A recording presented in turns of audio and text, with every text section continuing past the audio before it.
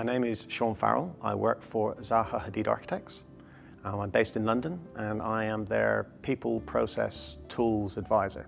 I essentially facilitate the transfer of knowledge between different projects and within the practice itself. Zaha Hadid Architects as a practice are known for very unique, individual, iconic buildings. Quite often they are containing great amounts of complexity, unusual forms.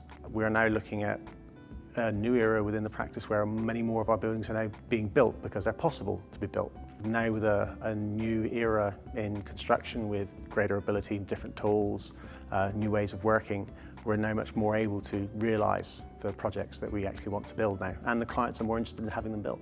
I would have to say as Zaha Hadid Architects, of all the practice I've worked in, they're quite possibly the most creative, adventurous group of people I've ever had the fortune to work with. They produce the most unbelievable work in the shortest period of time imaginable.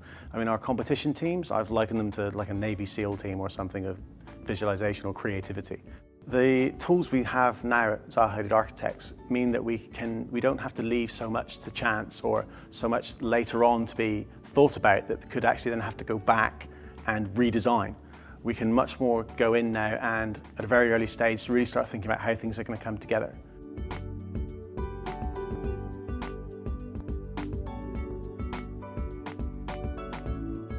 At Zaha Hadid Architects, with building information modelling or virtual design and construction, whichever term you want to use, because we always did work in 3D, we always found ourselves modelling everything in 3D. So we did start looking around at all the different pieces of software that we could possibly look at, and we looked at Autodesk Revit architecture, and it seemed to push many of the bugs we wanted to do. What we did like about Revit was the fact that inside Revit you have the model and the drawings are always up to date.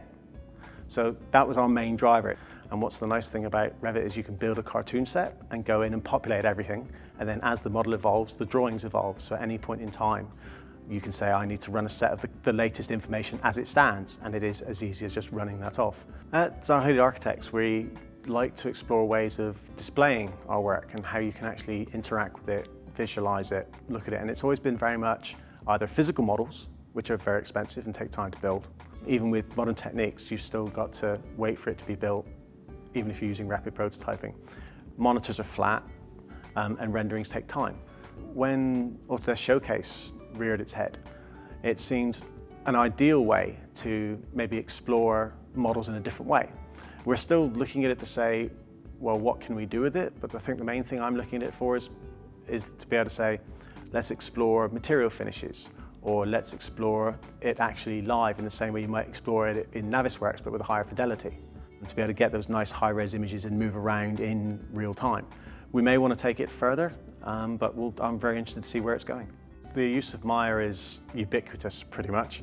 Every team has somebody using Maya to do some form, some shape, because it does lend itself to a lot of flexibility, a great deal of power, and a beautiful output. At Zaha Hadid Architects, the buildings were often said they could never be built. Well, we proved them wrong, we're now building them. It's not just people on their own, it's not just software sat on their own, it's how they're utilised and how those three go together.